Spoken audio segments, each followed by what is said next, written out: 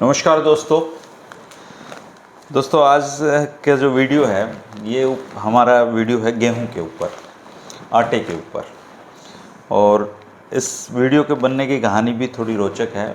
मुझे आटे की तलाश थी और मैं आटे की तलाश में एक पहुंच गया जिसका नाम था द सुनहरी हाउस, रोहतक में है ये। और जब मैंने वहाँ राहुल भाई से मुलाकात की तो तब पता चला कि मैंने कहा कि एमपी गेहूं का आटा चाहिए।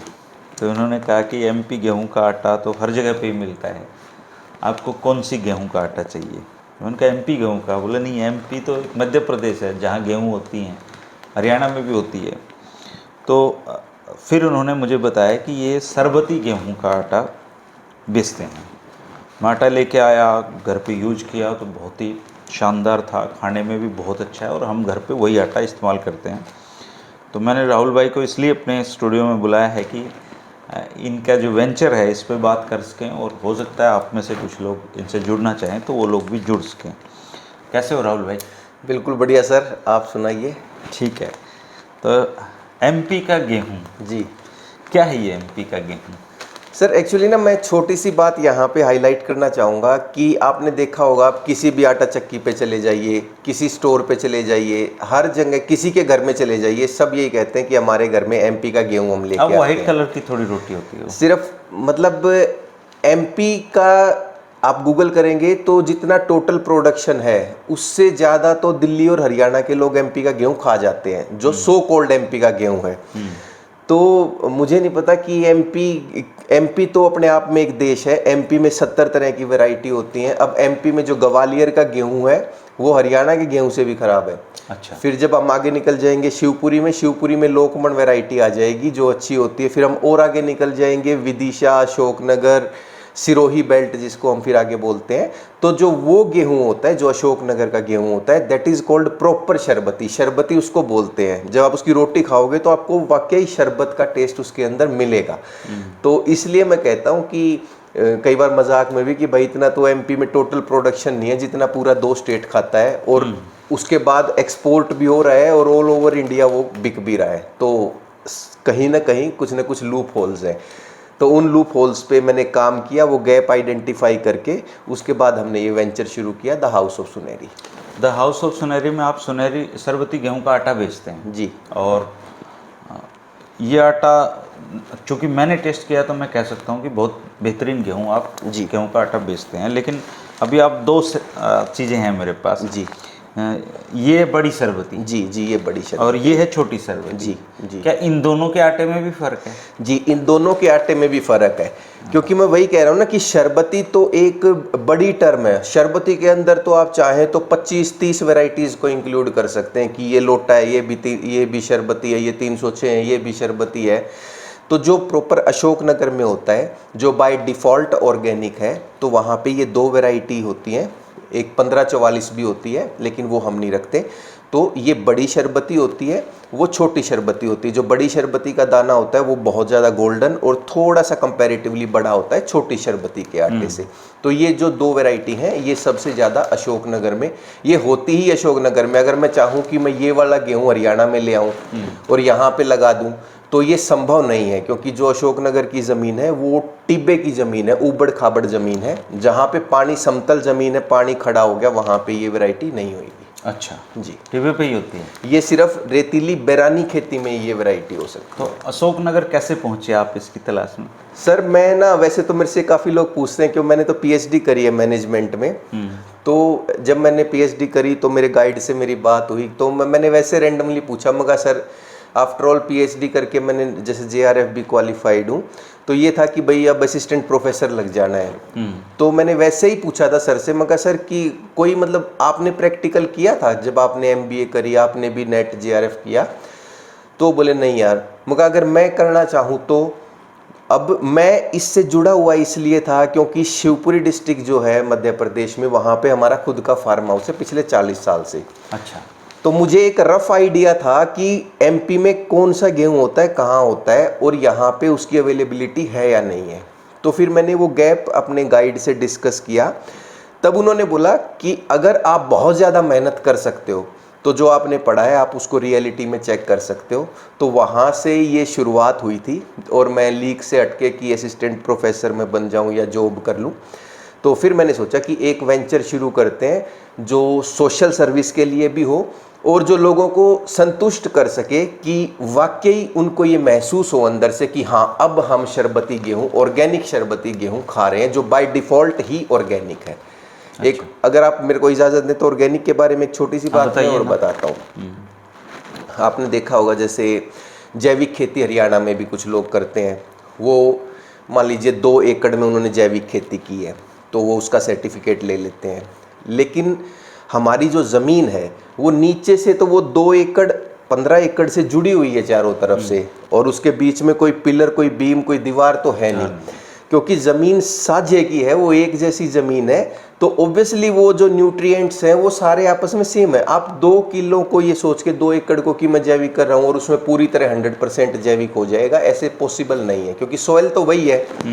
अब वहाँ पे क्या है अशोकनगर में, क्योंकि रेतीली टिब्बे वाली बैरानी ज़मीन है, पानी है नहीं, इसलिए यूरिया वगैरह का, डीएपी वगैरह का कोई प्रचलन है नहीं। तो बाय डिफ़ॉल्ट ही 80, 90, 100 किलोमीटर के एरिया में ऑर्गेनिक खेती ऑटोमेटिकली होती है। वहाँ पे पेस्टिसाइड डल ही नहीं सकता, क्योंकि पानी की अवेलेबिलिटी ही नेग्लिजिबल है वहाँ पे, इसलिए वो बाय डिफ़ॉल्ट ऑर्गेनिक होता है।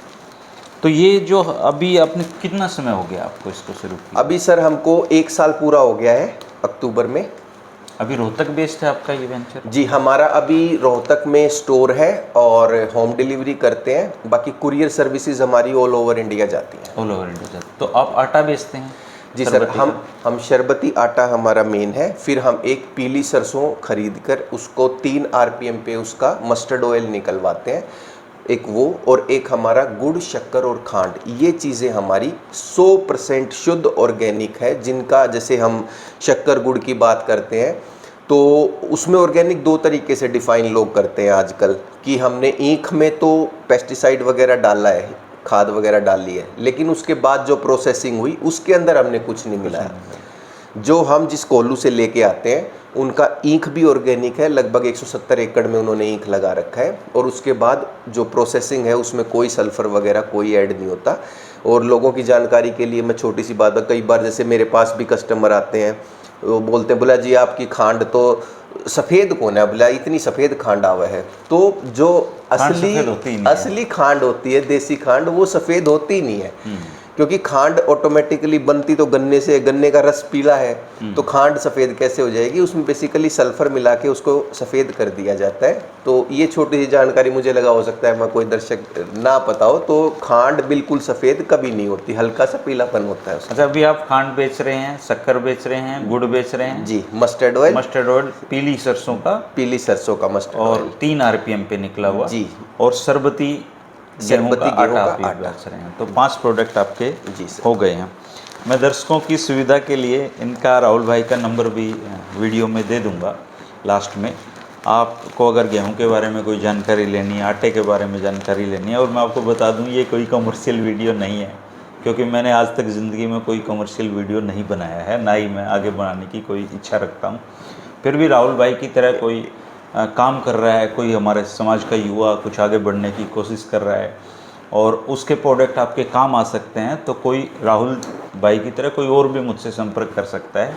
मैं उसके प्रोडक्ट भी अपने चैनल के माध्यम इस वीडियो में मैं भी एक छोटी सी लाइन ऐड कर दूं, क्योंकि जैसे मैंने बिजनेस वेंचर शुरू किया तो ऑब्वियसली हर एक एंटरप्रेन्योर का इच्छा ये होती है कि मेरा बिजनेस एक्सपेंड हो। तो जब उन चीज़ों को देखते हैं तो आजकल सोशल प्लेटफॉर्म ऐसी चीज़ है जिसके ज़रिए बहुत जल्दी चीज़ें हो जाती हैं। तो मैंने धर्मेंद्र भाई, क्योंकि मैं इनके गुरुकुल ऑफ पॉलिटिक्स चैनल को फॉलो करता हूँ, तो इतनी सिंसियरिटी से जो ये रिपोर्टिंग करते हैं, तो इनका जो श्रोता वर्ग है वो भी वैसा ही है। फिर मैंने इनको बोला कि सर मैं ऐसे ऐसे ये काम कर रहा हूँ, तो how much do I need to pay you, कि आप भी मेरी एक वीडियो बनाएं। और I was taken by surprise, literally मुझे एकदम से आश्चर्य हुआ। ये बोले भाई पैसे वैसे नहीं लूँगा मैं तेरे से। मैंने किसी और से बात की तो किसी ने 20,000 मांगे, किसी ने कुछ मांगा। ये बोले भाई पैसे नहीं, तो एक अच्छा काम कर रहा है, तू मेरे लिए सैंपल ले आई हो और मेरे को अच्छा लगेगा तो मैं वीडियो बनाऊंगा और भाई को जो है मेरी तरफ से जो भी हेल्प होगी।